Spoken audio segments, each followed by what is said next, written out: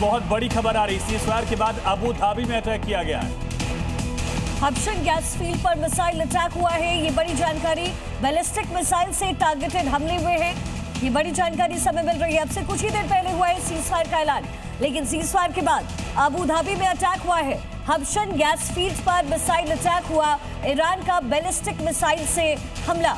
ये आप पोस्ट भी देख रहे हैं किस तरह से इसको लेकर बाकायदा कंफर्म किया गया है। यूएई की जो अथॉरिटीज हैं, एक बहुत बड़ी खबर मिल रही है। बैलिस्टिक मिसाइल ने हबसन गैस फील्ड पर इससे हमला किया गया है। लोगों से भी गुजारिश की गई है। कितना बड़ा झटका है इस सीज़फायर के लिए, मयंक सर? ये देखिए, सीज फायर कितना चलेगा उस पर काफ़ी कुछ अंदेशा है मुझे।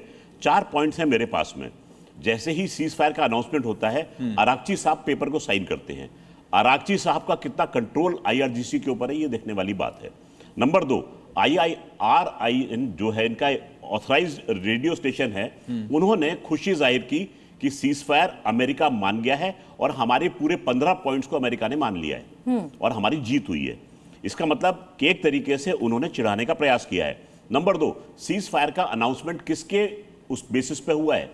ट्रंप साहब ने थैंक यू बोला है पीएम शहबाज शरीफ को और फील्ड मार्शल आसिम मुनीर को। लैटिन का एक मुहावरा है, क्विड प्रो क्वो, कुछ के बदले कुछ। आप ध्यान करिएगा, 10 मई 2025 को जब भारत और पाकिस्तान ने अपना जो हॉस्टिलिटीज को रोकने का फैसला किया था, तो पूरा का पूरा श्रेय जो था शहबाज शरीफ ने किसको दिया था? ट्रंप साहब को।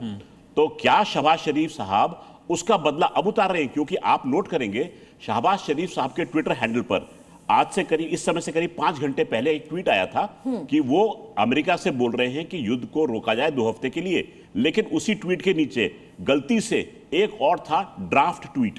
तो आखिर वो ड्राफ्ट ट्वीट कहां से आया है? व्हाइट हाउस से आया है क्या वो? तो ये सब देखने वाली बात है कि इसके पीछे कितनी सच्चाई है। बिल्कुल श्याम सर, ये क्या इकोनॉमिक वॉरफेयर की शुरुआत हो रही है? अभी भी ये जो गैस प्लांट है उस पर अटैक हुआ है, क्या माना जाए ये क्या खिंचता हुआ नजर आ रहा है, अफेक्ट करता हुआ नजर आ रहा है? रोग state, annihilation of missile war waging capacity और ये जो यूरेनियम कैपेसिटी, एटॉमिक बॉम्ब न बना पाए, एनर्जी, उसके बाद रिजिम टारगेट, इंफ्रास्ट्रक्चर टारगेट, उसके बाद यूनिवर्सिटीज पे अटैक, पार्क्स पे अटैक, उसके बाद आपके एनर्जी सेक्टर पर अटैक। तो ये तो एक स्टेप अप कर रहे थे, वो एक के बाद एक मारे जा रहे हैं लोगों को। बात तो सिर्फ इतनी है ना कि स्टेट ऑफ हॉर्मुज को खोलना है, और उनको तो ट्रैप किया ईरान को, उन्होंने मारा। उनको मालूम था ईरान स्टेट ऑफ हॉर्मुज बंद करेगा, वर्ल्ड का ध्यान आकर्षित होगा, ऑयल प्राइसेस जाएंगे, सारे लोग थू थू करेंगे। लेकिन इतना इमीडिएट चेंजेस से कितना ही फर्क पड़ जाएगा? जश्न का माहौल है।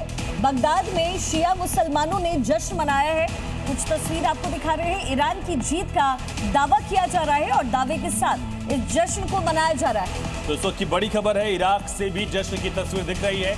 IRGC ने भी कहा था कि जश्न मनाएंगे अगर सहमति दिखती है। अब ईरान की जीत पर जो शिया मुस्लिम है इराक में, उनकी तरफ से जश्न की तस्वीरें सामने आ रही हैं। बगदाद में शिया मुसलमानों ने जबरदस्त जश्न मनाया है। सीज फायर का ऐलान हुआ है अमेरिका और ईरान के बीच में, और इराक में इस समय जश्न का माहौल है। इराक वो एरिया जिसको इजराइल टारगेट करता रहा, और ईरान की जीत का दावा पेश करती हुई कुछ तस्वीरें हैं जो कि इराक से सामने आई है। ईरान का पड़ोसी मुल्क इराक, जहां 60% से ज्यादा शिया आबादी है, और इससे पहले भी हमने देखा था यूएस काउंसुलेट पर अटैक किया गया था।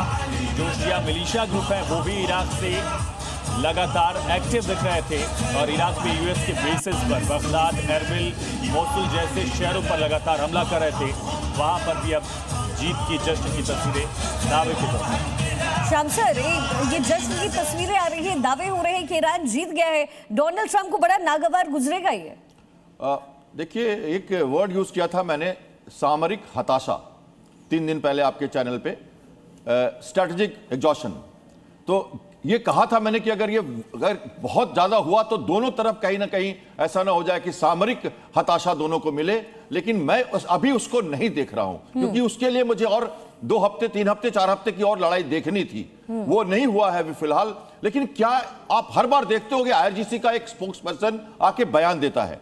क्या IRGC का बयान आया इसमें?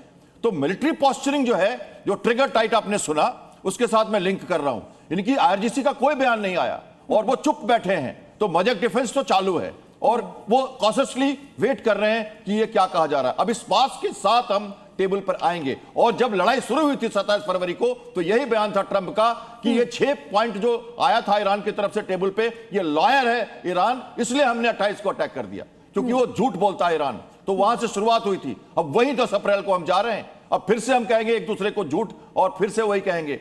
तो ये कहीं ना कहीं पॉस्चरिंग, कहीं ना कहीं टैक्टिक्स और कहीं ना कहीं रीमैन्यूवरिंग हो रही है।